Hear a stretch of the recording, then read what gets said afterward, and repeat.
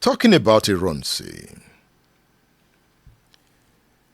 one of the biggest blunders that Ironsi made was to promulgate Unification Decree 34. By the time Ironsi took over, Nigeria was this federal system. You had the eastern region, the western region, the northern region, and the Midwest region. It was a federal system that was working. Ironsi came with Decree 34, a unitary system.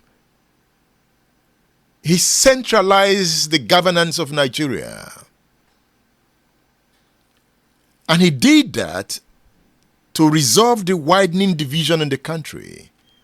But this caused more disaffection, having weakened the federating regions.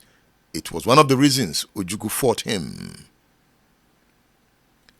Let's go back to 1966, when Ironsi was the head of state. He called a press conference. In the regions, there will be military government under a military governor, assisted by an advisor who is the last person to hold the office of the regional governor. The normal function of government in each region will be carried on by the permanent secretaries in the region, and they will be directly responsible to the military government there. The regional military governments are directly responsible to the head of the federal military government and the Supreme Commander of the Armed Forces, Federal Republic of Nigeria. Public corporations and other separate bodies, such as local government, will continue to function under the appropriate ministries. All existing laws, regulations, orders, and official instructions remain in force, wherever applicable, until either modified or abrogated by the federal military government. State Affairs with Edmondo Bilo is live. That was the head of state, General Aguiyi Ironsi, in a 1966 press conference. You know, when Ironsi took over, the Hausa Fulani group whose hold on power was upturned by the coup of January 1966 opposed Ironsi's Unification Decree 34, and it led to his assassination on the 29th of July 1966 in a counter-coup championed by Hausa Fulani officers. General Theophilus Danjuma was one of the culprits. Some are saying he has a story to tell about how they killed Aguiyi Ironsi. But the main beneficiary of the counter-coup of the 29th of July 1966 was Yakubu Gowon. He was not a Fulani, he was a Christian from the Middle Belt. So he became the head of state after the death of Aguiyi Ironsi. A fallout of the July coup was the killing of Igbo people living in northern Nigeria in continuation of the mission to avenge the death of northern leaders that were eliminated in the 15th January 1966 coup. So the killing of Igbo people in the north is what is today known as pogrom. They were killed in their numbers. So Igbo people began to run away from the north. Corpses were moving to the north. You know, at that point, Igbo people began to call for war. According to some, at that point, they had no option but to defend themselves. It was a pogrom. Ojukwu kept seeing corpses of Igbo people being brought home to the eastern region. Perhaps he could take it no more.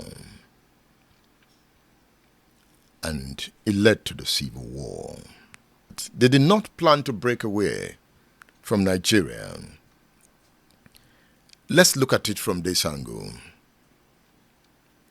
Britain handed over the command of the Nigerian army to indigenous soldiers in 1965. The outgoing general officer commanding, Major General Welby Everard, had preferred Brigadier Babafemi Ogundipe to succeed him, but his recommendation was rejected, leading to General Aguiyi Ironsi, the most senior officer taking charge of the army. When another opportunity came for Ogundipe after the bloody July 1966 coup, he was overlooked again because it was felt he would not be able to control soldiers from the north who were not ready to take orders from a head of state of southern extraction. The executioners of the July coup, that is the Counter-Coup, are Murtala Muhammad. Murtala Muhammad was the leader of that coup, not Gowon. But some said Gowon manipulated Murtala to be the arrowhead. That's a subject of argument.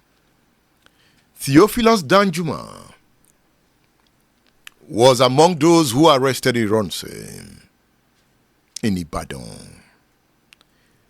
There was Martin Adamu, Shitu Alao, Musa Usman, and Joe Garba and others.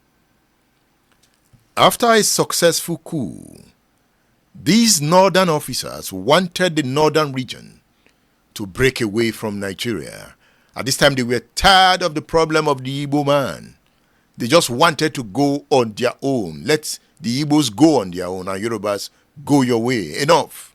That was the idea after the counter-coup. If you've read Max Siolun's book entitled Oil, Politics and Violence, he said Brigadier Babafemi Ogundipe, in a phone conversation, told Ojukwu that northern officers wanted to break away. The officers of the north, in a hurry to break away, hijacked a British VC10 plane bound for London. They hijacked the plane and flew their families to Kano from Lagos in preparation for the declaration of North's independence from Nigeria. The mutineers gave northerners in Lagos 40 hours to leave and return to the north in preparation for the declaration of a country of the north.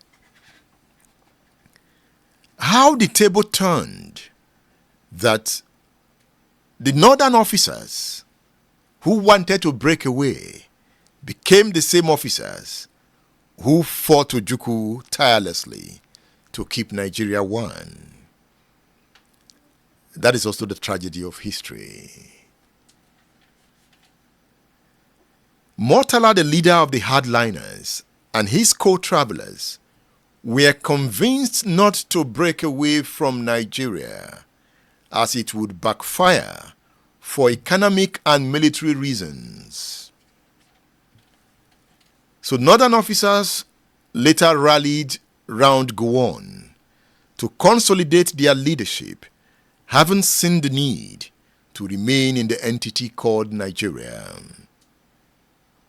This was welcomed in the north as victory for the people. It was celebrated, leading to deadly attacks on southerners in northern Nigeria, mostly Igbo people.